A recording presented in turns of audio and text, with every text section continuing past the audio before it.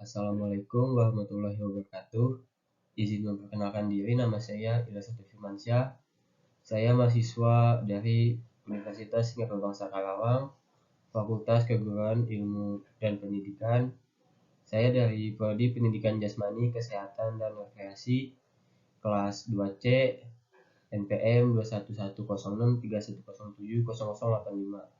Di sini saya akan membahas tentang tahap perkembangan anak. Saya dari kelompok 5 yang beranggotakan saya sendiri, Lesadu Firmansyah, Hafzi Lafayette, Ignatius Agung Prasetyo, dan Hilmi Bagas Fadilah. Di sini dari mata kuliah perkembangan peserta didik. Ya, yang pertama ada tahap sensori motor, yaitu usia 18 sampai 24 bulan. Tahap sensori motor adalah yang pertama dari 4 tahap dalam teori Piaget mengenai perkembangan kognitif anak Piaget. Selama periode ini, bayi mengembangkan pemahaman tentang dunia melalui koordinasi pengalaman sensorik, yaitu melihat dan mendengar, dengan tindakan motorik menggapai dan menyentuh. Perkembangan utama selama tahap sensori motor adalah pemahaman bahwa ada objek dan peristiwa terjadi di dunia secara alami dari tindakannya sendiri. Misalnya, jika ibu meletakkan mainan di bawah selimut, anak tahu bahwa main yang biasanya ada atau dia lihat kini tidak terlihat atau hilang, dan anak secara aktif mencarinya. Pada awal tahapan ini, anak berperilaku sebagai mainan itu hilang begitu saja. Selanjutnya, ada tahap perkembangan kognitif. Perkembangan kognitif adalah tingkat kemampuan anak dalam berpikir. Perkembangan keterampilan tersebut penting agar si kecil bisa memproses informasi, belajar mengevaluasi, menganalisis, mengingat, membandingkan, dan memahami hubungan sebab akibat. Perkembangan keterampilan kognitif seringkali dikaitkan dengan faktor genetik, namun sebagian besar sebetulnya bisa dipelajari. Kemampuan berpikir dan belajar dapat ditingkatkan dengan mempraktikkannya atau memberikan stimulasi yang tepat.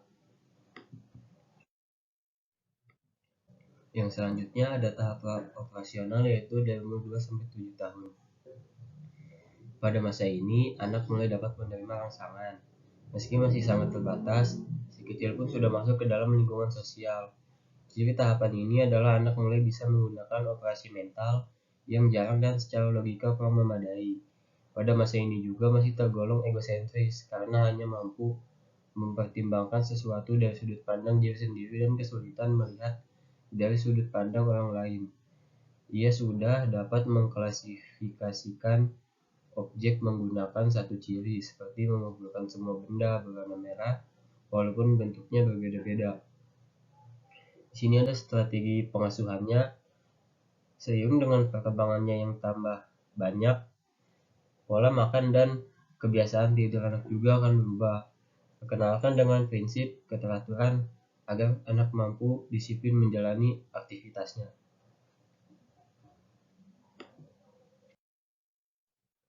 Lalu ada tahap operasional konkret, yaitu dari umur 7 sampai 11 tahun.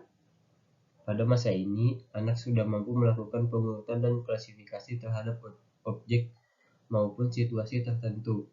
Kemampuan mengingat dan berpikir secara logis si kecil pun makin meningkat.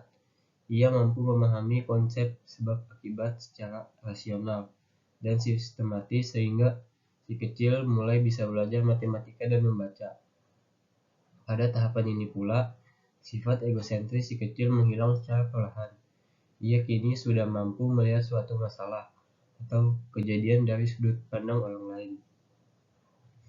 Piaget menganggap tahap konkret sebagai titik balik utama dalam perkembangan kognitif anak, karena menandai awal pemikiran logis. Strategi pengasuhannya, yaitu menjaga kesehatan anak di usia sekolah, bisa menjadi tantangan tersendiri bagi orang tua. Kemandirian yang mulai tumbuh membuat anak cenderung bersikeras untuk mengajari anak pentingnya merawat tubuh sendiri sejak dini. Jika anak mulai menunjukkan minat dalam perawatan kebersihan diri, Berikan dan terapkan hidup sehat, terutama berkaitan dengan jam tidur atau konsumsi makanan sehat. Namun ini merupakan saat yang tepat untuk pujian dan dukungan.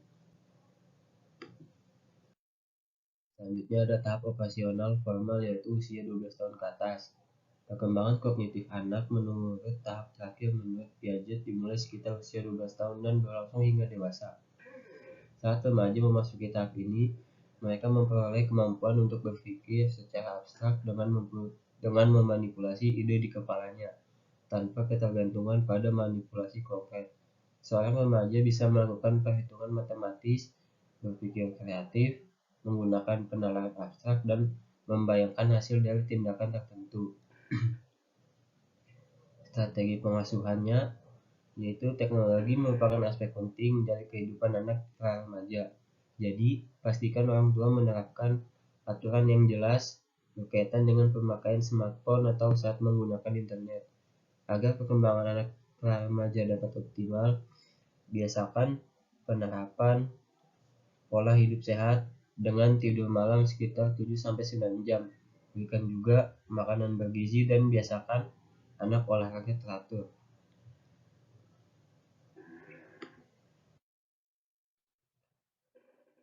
Selanjutnya ada perkembangan anak usia 16 tahun ke atas. Ketika anak-anak mulai beranjak remaja, pertumbuhan fisiknya akan melambat dibandingkan tahun-tahun sebelumnya. Dari segi kedewasaan emosional, anak usia remaja seharusnya sudah memiliki kontrol yang lebih baik. Ini merupakan hal wajar sebab tanggung jawabnya juga sudah bertambah.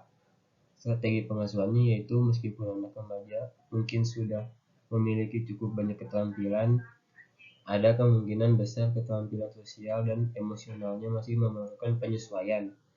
Ini saat yang tepat untuk mengajari anak remaja strategi pemecahan masalah yang efektif. Tanda gangguan kognitif pada bayi.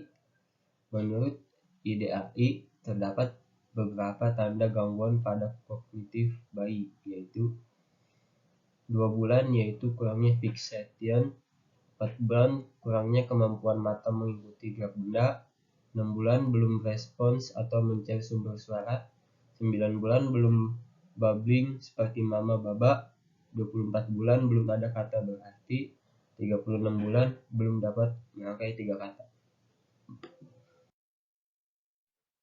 Ya, segitu saja yang bisa saya sampaikan. Kurang lebihnya mohon maaf. Assalamualaikum warahmatullahi wabarakatuh.